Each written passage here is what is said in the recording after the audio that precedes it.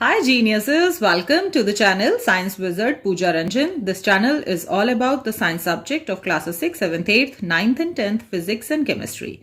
If you are new to my channel, you can subscribe to the channel for more science videos, and if you like the explanation, then please press the like button and you can share this video with your friends, family and the classmates.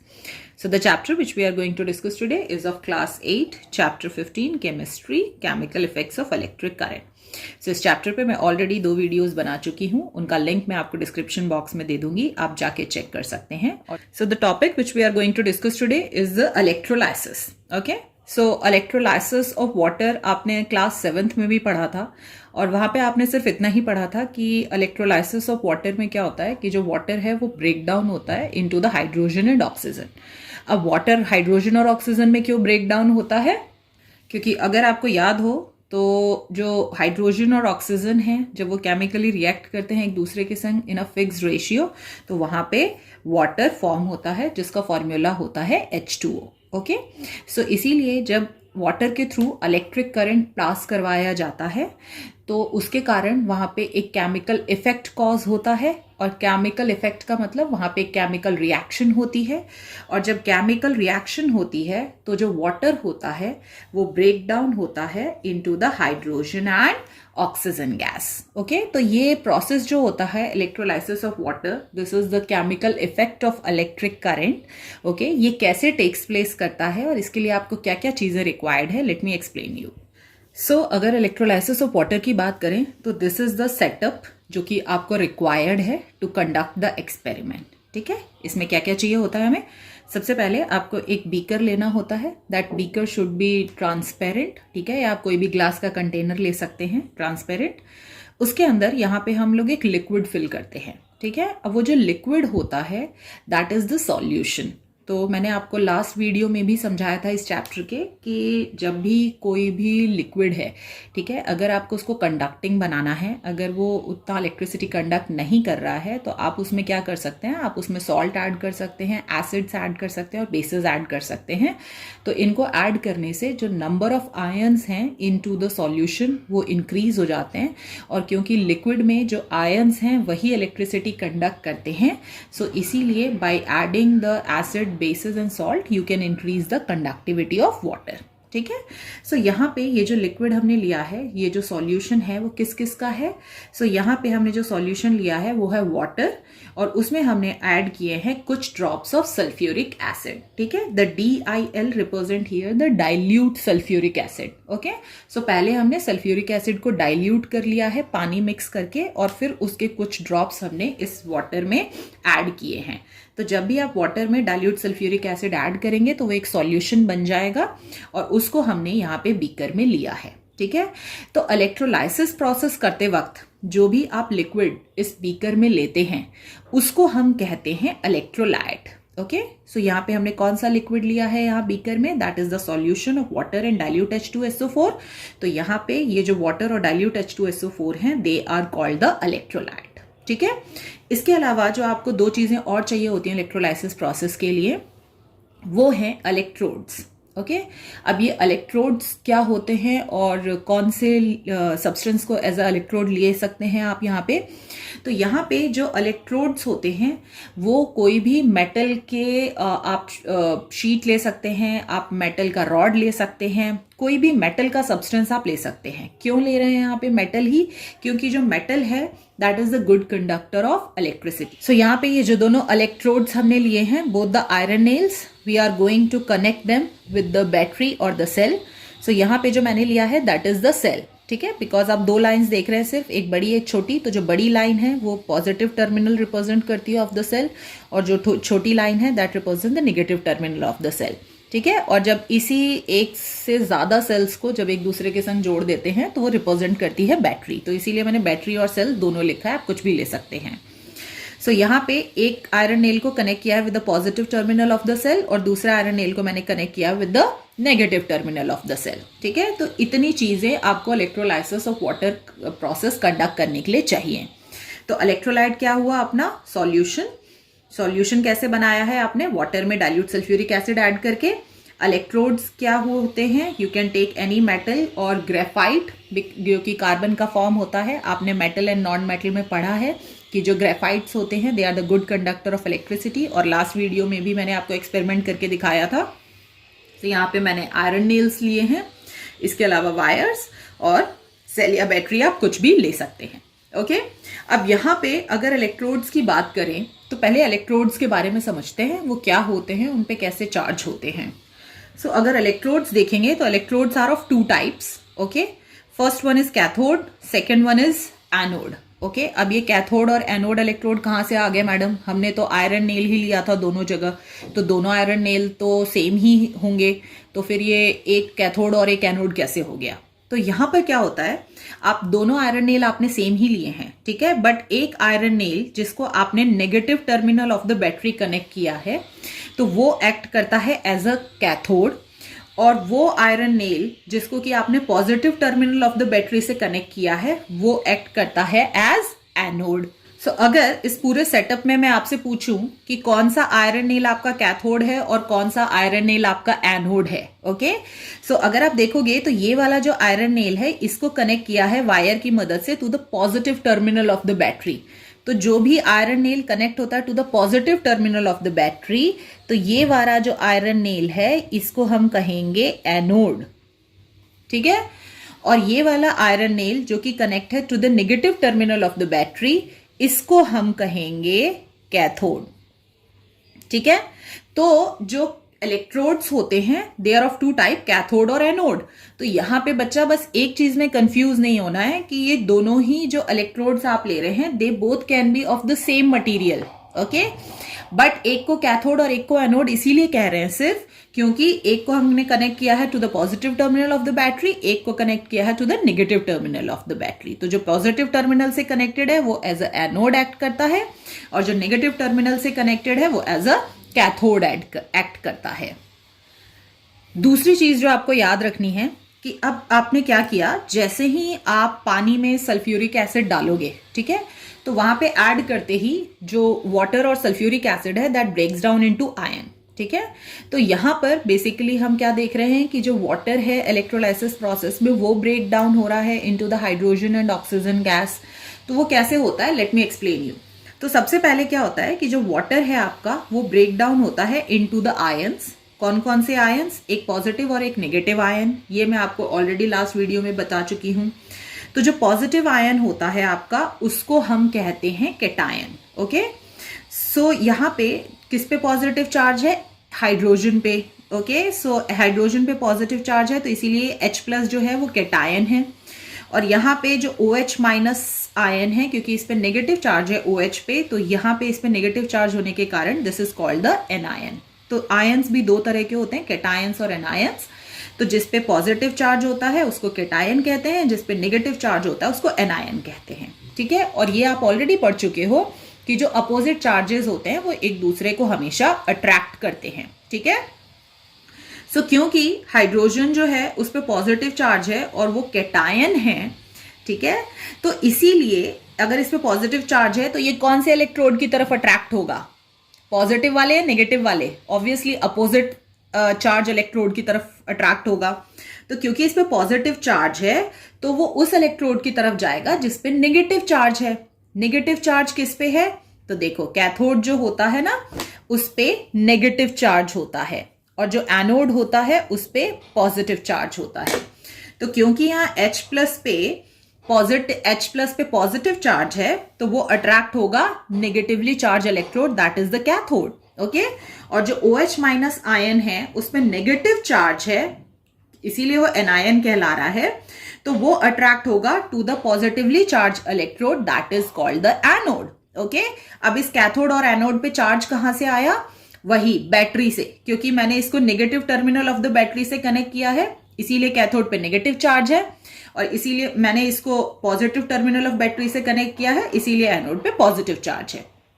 तो जब भी ये ions form होते हैं solution में तो ये ions जो हैं वो अगर पॉजिटिव चार्ज है तो नेगेटिव चार्ज इलेक्ट्रोड की तरफ अट्रैक्ट हो जाएगा, और अगर नेगेटिव चार्ज है तो पॉजिटिव चार्ज इलेक्ट्रोड की तरफ अट्रैक्ट हो जाएगा, ठीक है। अब यहां पे हाइड्रोजन चला गया कैथोड पे, OH- आयन चला गया एनोड पे। अब वहां पर ये जो आपका कैथोड और एनोड है यहाँ पे रिएक्शन टेक्स प्लेस करती है, और क्योंकि वहां पे रिएक्शन टेक्स प्लेस करती है सो उसके कारण वहां पे hydrogen and oxygen gas form होता है। ठीक है, अब वो जो रिएक्शन होती है यहाँ पे वो कौन सी रिएक्शन टेक्स प्लेस करती है? सो यहाँ पे सिर्फ लॉस और गेन होता है of the electron. So now अब कौन से इलेक्ट्रोड पे आपका रिडक्शन रिएक्शन होता है और कौन से इलेक्ट्रोड पे ऑक्सीडेशन रिएक्शन होता है? ठीक है, तो इसके लिए पहले समझते हैं रिडक्शन रिएक्शन में क्या होता है और ऑक्सीडेशन रिएक्शन में क्या होता है। तो जब भी इलेक्ट्रोलाइसिस होता है ऑफ द वाटर तो वहां पर जो रिडक्शन और ऑक्सीडेशन रिएक्शन है टेक्स प्लेस करता है। तो जब भी रिडक्शन रिएक्शन होगा तो उसमें इलेक्ट्रॉन गेन होंगे। ठीक है, तो जिस भी इलेक्ट्रोड्स पे इलेक्ट्रॉन गेन हो रहे हैं वहां पे रिडक्शन रिएक्शन हो रहा है, और जिस इलेक्ट्रोड पे इलेक्ट्रॉन लॉस हो रहे हैं वहां पे ऑक्सीडेशन रिडक्शन हो रहा है। और हमेशा याद रखना कि ये दोनों हमेशा एक साथ होते हैं। जब तक इलेक्ट्रॉन लॉस नहीं होगा तो गेन कैसे होगा? ठीक है, तो इसीलिए जो लॉस और गेन ऑफ इलेक्ट्रॉन है वो हमेशा एक साथ होगा, और इसीलिए ऑक्सीडेशन और रिडक्शन रिएक्शन जो है वो हमेशा एक साथ टेक्स प्लेस करती हैं। तो कोई भी ऐसी रिएक्शन जिसमें ऑक्सीडेशन और रिडक्शन रिएक्शन दोनों एक साथ हो रही हैं, तो ऐसी रिएक्शंस को हम रिडॉक्स रिएक्शन कहते हैं। ठीक है, तो जहां पे ये दोनों टेक्स प्लेस कर रही है ना, so such kind of reactions are called the redox reactions. So in the electrolysis of water reduction भी हो रहा है, ऑक्सीडेशन भी हो रहा है। एक इलेक्ट्रोड पे इलेक्ट्रॉन गेन हो रहा है, एक इलेक्ट्रोड पे इलेक्ट्रॉन लॉस हो रहा है। ठीक है, तो अब किस पे गेन होता है किस पे लॉस होता है ये देख लेते हैं। सो यहाँ पे आपने अभी देखा कि जो H+ आयन है क्योंकि उस पर पॉजिटिव चार्ज है तो वो कैथोड की तरफ चला जाता है, नेगेटिव चार्ज की तरफ अट्रैक्ट होता है। और OH- आयन जो है क्योंकि उस पर नेगेटिव चार्ज है तो वो पॉजिटिवली चार्ज इलेक्ट्रोड की तरफ जाएगा जो कि है एनोड। ठीक है, तो अब जो कैथोड है, ठीक है, जिसपे नेगेटिव चार्ज है तो उस पे गेन होता है इलेक्ट्रॉन का। ठीक है, और क्योंकि कैथोड पे इलेक्ट्रॉन गेन हो रहा है इसीलिए वहां पे रिडक्शन रिएक्शन होता है, और जो एनोड है वहां पर इलेक्ट्रॉन का लॉस होता है और इसीलिए एनोड पे ऑक्सीडेशन रिएक्शन होता है। अब मैं बताती हूं आपको कि कैसे इन दोनों इलेक्ट्रोड्स पे ऑक्सीडेशन और रिडक्शन रिएक्शन कॉज होता है जिसके कारण हाइड्रोजन और ऑक्सीजन गैस फॉर्म होती है। सो जनरली अगर आप देखोगे तो ये केमिकल रिएक्शंस जो होती हैं वो टेक्स प्लेस करती हैं into the electrolysis of water. So सबसे पहले क्या होता है, जो भी आपका इलेक्ट्रोलाइट है वो ब्रेक डाउन होता है इनटू द आयंस। सो उसमें जो वाटर है वो ब्रेक डाउन होता है into the H+ and OH- ion. H+ पे पॉजिटिव चार्ज है तो वो किसकी तरफ अट्रैक्ट होगा? टुवर्ड्स द कैथोड, क्योंकि उस पर नेगेटिव चार्ज है। तो H+ जो है वो क्या कर रहा है, कहाँ आ गया है? कैथोड पे आ गया है। ठीक है, अब क्योंकि इसके पास पॉजिटिव चार्ज है और इसको न्यूट्रल बनना है, ठीक है, तो इस पे ऊपर पॉजिटिव चार्ज है, इसका मतलब इसके पास इलेक्ट्रॉन कम है तभी इसके ऊपर पॉजिटिव चार्ज आया है। ठीक है, तो इसलिए क्या करता है कि जो भी इलेक्ट्रॉन्स की कमी है इसके पास वो उतने इलेक्ट्रॉन्स गेन करेगा। तो यहां पर हमने H+ आयन क्यों नहीं लिखा सिर्फ, क्योंकि अगर मान लो मैं सिर्फ H+ लिखती हूं, ठीक है, तो एक H+ जो है वो इलेक्ट्रॉन गेन करेगा and converts into the H atom. और आप सबको पता है कि जो H एटम होता है, हाइड्रोजन का एटम जो है वो इंडिपेंडेंटली एग्जिस्ट नहीं कर सकता है नेचर में। ठीक है, हाइड्रोजन जो है वो हमेशा दूसरे हाइड्रोजन के संग कंबाइन करता है और मॉलिक्यूल बनाता है और मॉलिक्यूल के फॉर्म में एग्जिस्ट करता है इनटू द नेचर। सो इसीलिए यहाँ पे जब 2 हाइड्रोजन प्लस आयंस आपके कैथोड पे पहुंचते हैं तो वो 2 इलेक्ट्रॉन्स गेन करते हैं and they convert into the H2 gas. Okay, तो देखो कैथोड पे आपके कौन सी गैस बन गई? हाइड्रोजन गैस रिलीज होती है। ठीक है, now if we talk about the anode, तो OH- आयन जो है उसमें नेगेटिव चार्ज है, किधर की तरफ अट्रैक्ट होगा? Positively charge electrode. किस पे पॉजिटिव चार्ज है? एनोड पर। तो जैसे ही OH- आयन एनोड पे पहुंचता है, क्योंकि इसके पास माइनस चार्ज है तो इसके पास एक्सेस में इलेक्ट्रॉन है, तो ये क्या करेगा? इलेक्ट्रॉन लूज कर देगा। तो जब ये इलेक्ट्रॉन लूज करता है तो यहां पे H2O बनता है, ऑक्सीजन फॉर्म होता है ½ O2 और 2 इलेक्ट्रॉन लूज होते हैं यहाँ पे। ठीक है, तो यहाँ पे अगर आप देखोगे तो यहाँ पर एनोड पे आपके ऑक्सीजन गैस रिलीज हो रही है। ठीक है, सो इसीलिए कैथोड पे रिडक्शन रिएक्शन होता है और हाइड्रोजन गैस रिलीज होती है, और एनोड पे ऑक्सीडेशन रिएक्शन टेक्स प्लेस करता है और ऑक्सीजन गैस रिलीज होती है। सो दूसरी चीज आपको यहाँ पे याद ये रखना है कि जो आपका एनोड है यहाँ पे ऑक्सीजन गैस फॉर्म होती है और यहाँ पे जो कैथोड है, यहाँ पे आपका हाइड्रोजन गैस फॉर्म होती है। तो फाइनली हमने क्या करा, जो H2O था आपके इसमें इलेक्ट्रोलाइट में, that has broken down and converted into the H2 and O2 gas. तो यहाँ पे क्या हुआ, केमिकल रिएक्शन हुआ ना, क्योंकि नया सब्सटेंस फॉर्म हो गया H2 और O2। तो इसीलिए जो इलेक्ट्रोलाइसिस है उसको हम कहते हैं chemical effect of electric current, क्योंकि इलेक्ट्रिक करंट पास करवाने के कारण ही जो वाटर है वो आयंस में ब्रेक डाउन हुआ है और फिर वहां पे हाइड्रोजन और ऑक्सीजन गैस रिलीज हुए हैं। तो this is called the electrolysis of water. इस टॉपिक पे एक बहुत ही इंपॉर्टेंट क्वेश्चन पूछा जाता है और वो है कि जब भी इलेक्ट्रोलाइसिस करते हैं हम वाटर का, तो वो ब्रेक डाउन होता है into the hydrogen and the oxygen gas. ठीक है, तो जब भी इस प्रोसेस को किया जाता है तो जिस टेस्ट ट्यूब में ये हाइड्रोजन गैस कलेक्ट की जाती है वो हाइड्रोजन गैस डबल होती है, okay, to the volume of the oxygen gas. Okay, तो जितना भी ऑक्सीजन गैस टेस्ट ट्यूब में कलेक्ट हो रहा है उसका ठीक डबल हाइड्रोजन गैस कलेक्ट होता है इनटू द टेस्ट ट्यूब। तो अब ऐसा क्यों होता है? ठीक है, सो यहाँ पर आपको एक चीज याद रखनी है कि जब भी आप वाटर का फॉर्मूला लिखते हो तो what is the formula of water? This is the H2O, है ना। तो इसमें अगर आप देखोगे तो हाइड्रोजन के कितने एटम्स हैं? So here are 2 atoms of hydrogen, है ना। और अगर ऑक्सीजन का देखा जाए तो कितने एटम है इसमें? Only 1 atom of oxygen. ठीक है, क्योंकि वाटर में 2 एटम्स हाइड्रोजन होते हैं और 1 एटम ऑक्सीजन का होता है। तो if we calculate the ratio of hydrogen and oxygen in water, so अगर आप रेशियो निकालोगे तो दैट इज 2:1। ओके, सो यहां पर आप देखोगे तो हाइड्रोजन की जो मात्रा है वो डबल है एज कंपेयर टू ऑक्सीजन। सो इसी के कारण यहाँ पे जो हाइड्रोजन है वो डबल द वॉल्यूम कलेक्ट होता है as compare to the oxygen gas. Okay, so इसीलिए वाटर, क्योंकि वाटर कंटेन करता है 2 atom of hydrogen for each atom of oxygen. So जो रेशियो होता है हाइड्रोजन और ऑक्सीजन का दैट इज 2:1। सो इसीलिए हाइड्रोजन जो होता है वो डबल, हाइड्रोजन गैस जो होता है वो डबल कलेक्ट होता है as compare to the volume of the oxygen gas. So this is the correct answer. So ये क्वेश्चन बहुत इंपॉर्टेंट है इस चैप्टर से रिलेटेड, इसको हमेशा सही से याद रखिएगा और यही आंसर लिखिएगा। अब इस प्रोसेस में एक चीज नोट करने वाली ये है कि अभी हमने जो इलेक्ट्रोलाइसिस प्रोसेस किया उसमें जो हमने इलेक्ट्रोलाइट लिया था उसमें हमने पानी में डाइल्यूट H2SO4 डाला था, दैट इज द एसिड। ठीक है, बट मैंने आपको ऑलरेडी बताया हुआ है कि इलेक्ट्रोलाइट बनाने के लिए, इलेक्ट्रोलाइट मतलब कोई भी कंडक्टिंग सॉल्यूशन जो कि इलेक्ट्रिसिटी कंडक्ट कर सकता है, तो उसके लिए उसको क्या चाहिए? नंबर ऑफ आयंस चाहिए उसमें बहुत सारे। तो आयंस जो है वो सॉल्ट ब्रेक डाउन होता है तो भी बन सकते हैं, एसिड ब्रेक डाउन होगा तो भी बन सकते हैं, बेस ब्रेक डाउन होगा तो भी बन सकते हैं। तो मान लीजिए कि आप वहां पे डाइल्यूट H2SO4 ना डाल के आप सॉल्ट डाल रहे हैं to make the electrolyte, okay, और वहां पे उस इलेक्ट्रोलाइट से आप इलेक्ट्रोलाइसिस करवा रहे हैं वाटर का। ओके, तो अगर आप सॉल्ट ऐड कर रहे हैं तो आपको एक चीज ध्यान रखनी है कि जो सॉल्ट आप ऐड करेंगे वो हमेशा स्मॉल क्वांटिटी में होना चाहिए। अगर आप बहुत ज्यादा क्वांटिटी में सॉल्ट को ऐड कर देते हैं, मतलब कि अगर आप कंसंट्रेटेड सॉल्यूशन बना देते हैं सॉल्ट का, ठीक है, तो उसमें क्या होगा कि वहां पे जो वाटर इलेक्ट्रोलाइज्ड होगा भी तो वहां पे आपका हाइड्रोजन और ऑक्सीजन नहीं रिलीज होगा कैथोड और एनोड पे, वहां पे हाइड्रोजन और क्लोरीन गैस रिलीज होगा। अब ऐसा क्यों होगा?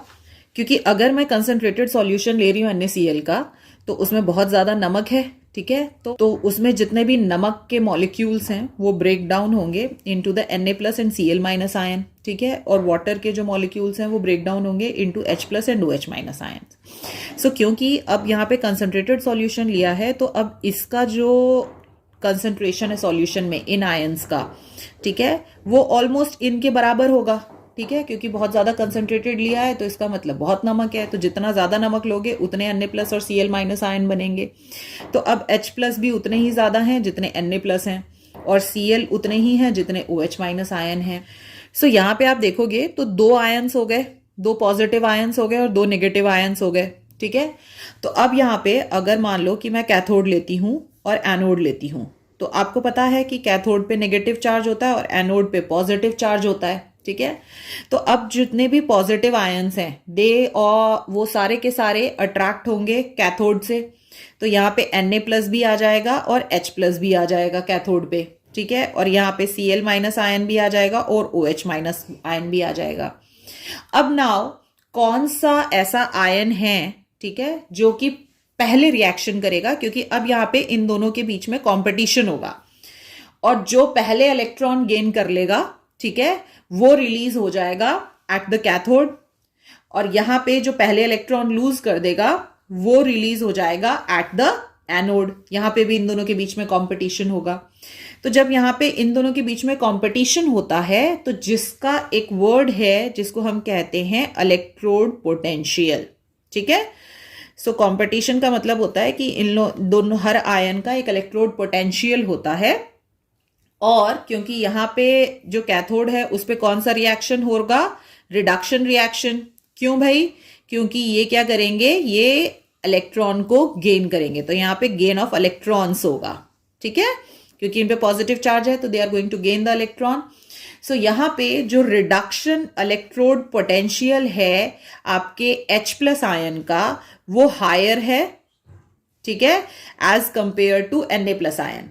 सो इसीलिए तो यहाँ पे कैथोड पे जो 2H+ आयन है वो फटाक से 2 इलेक्ट्रॉन गेन कर लेगा और कन्वर्ट हो जाएगा H2 में। तो यहाँ पे आपकी H2 गैस रिलीज हो गई एट कैथोड, ठीक है। बट अगर बात करते हैं अबाउट द एनोड, तो एनोड पे कौन सा रिएक्शन होगा, यहाँ पे ऑक्सीडेशन रिएक्शन होगा, मतलब यहाँ पे लॉस होगा इलेक्ट्रॉन्स का, ठीक है।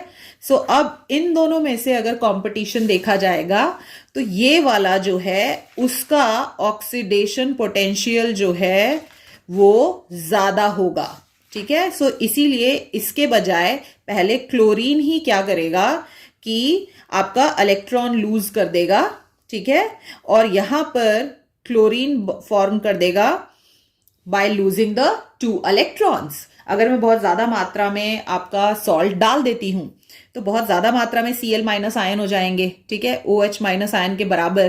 तो इसीलिए यहाँ पे कंपटीशन हो जाएगा और इसीलिए पहले Cl- आयन जो है वो इलेक्ट्रॉन लूज करके Cl2 बन जाएगा और यहाँ पे ऑक्सीजन जो है वो फॉर्म नहीं हो पाएगा, ठीक है। So this is the reason आपको बहुत ज्यादा मात्रा में सॉल्ट नहीं डालना। अब आप बहुत थोड़ी मात्रा में सॉल्ट डालते हो तो यहां पर इसका जो कंसंट्रेशन है वो इसके मुकाबले में बहुत कम होगा, ठीक है। इन दोनों का कंसंट्रेशन बहुत ज्यादा होगा इन दोनों आयंस के मुकाबले में, तो इसीलिए वहां पे Cl- आयन जो है वो एनोड की तरफ जाएगा ही नहीं, ठीक है। वहां पे बहुत ज्यादा OH- आयन है तो वही पहुंचेंगे एनोड पे और वही लूज करेंगे इलेक्ट्रॉन और ऑक्सीजन रिलीज करेंगे। सो इसीलिए हमेशा इलेक्ट्रोलाइसिस प्रोसेस में जो सॉल्ट है वो बहुत कम ऐड किया जाता है इनटू द इलेक्ट्रोलाइट, ठीक है।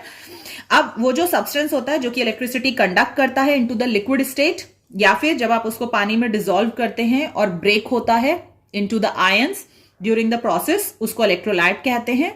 और यही जो प्रोसेस होता है of breakup of the electrolyte, ठीक है, what is the electrolyte here, H2O and dilute sulphuric acid, ठीक है। तो यहाँ पे ये जो H2O है ये ब्रेक डाउन हुआ है H+ और OH- आयन में। तो यही इलेक्ट्रोलाइट जब केमिकली ब्रेक होता है on passing the electric current through it, तो इस प्रोसेस को इलेक्ट्रोलाइसिस कहते हैं, ठीक है। इन द सेम वे मान लो कि हमने एक और एक्सपेरिमेंट किया, इस एक्सपेरिमेंट में हमने इलेक्ट्रोलाइट को चेंज कर दिया। तो यहां पे इलेक्ट्रोलाइट को हमने क्या चेंज करा, यहां पर हमने जो इलेक्ट्रोलाइट लिया उसमें हमने कॉपर सल्फेट को डिसॉल्व किया है वाटर में, ठीक है। What is copper sulphate, copper sulphate एक सॉल्ट है, ठीक है। तो किसी भी वाटर की कंडक्टिविटी को बढ़ाने के लिए, किसी भी लिक्विड की कंडक्टिविटी को बढ़ाने के लिए you can add either salt, either acid और आइदर बेस। तो पहले वाले प्रोसेस में in the electrolysis of water हमने वहां पे डाइल्यूट H2SO4 डाला था in order to increase the electrical conductivity of the liquid. यहां पर हमने क्या किया है, दूसरे एक्सपेरिमेंट में हमने यहाँ पे सॉल्ट ऐड किया है। कौन सा सॉल्ट, कॉपर सल्फेट। ये जैसे ही आप कॉपर सल्फेट को पानी में मिक्स करोगे तो वो ब्रेक डाउन होगा into the ions, positively charge ions and the negatively charge ions, okay. So यहाँ पे जो पॉजिटिवली चार्ज आयंस है उनको कैटायन कहते हैं और जो नेगेटिवली चार्ज आयंस हैं उनको एनायंस कहते हैं। और जब आयंस में टूट जाता है मॉलिक्यूल तो अब वो जो आयंस हैं वो फ्री होते हैं to easily move in the aqueous solution, ठीक है। अब एक्वस सॉल्यूशन का मतलब होता है, एक्वस जो है वो वर्ड आया है from the word aqua. Aqua का मतलब होता है वाटर, ठीक है। तो पानी में जब भी किसी चीज को मिक्स करते हैं और उसका सॉल्यूशन बनता है तो उसको हम एक्वस सॉल्यूशन कहते हैं। तो यहाँ पे पानी में ही हमने कॉपर सल्फेट डाला था, तो जैसे ही दोनों को मिक्स करोगे तो वहां पे आयंस फॉर्म हो जाएंगे, कैटायन और एनायन, और ये आयंस जो होते हैं वो फ्रीली मूव कर सकते हैं इनटू द एक्वस सॉल्यूशन। और जैसे ही आप इसमें इलेक्ट्रिसिटी पास करवाओगे तो जितने भी कैटायंस हैं वो मूव करेंगे towards the negatively charge electrodes, और जितने भी एनायंस हैं वो मूव करेंगे towards the positively charge electrodes, anode. Okay, और उसके कारण ही वहां पे केमिकल चेंज अकर करेगा।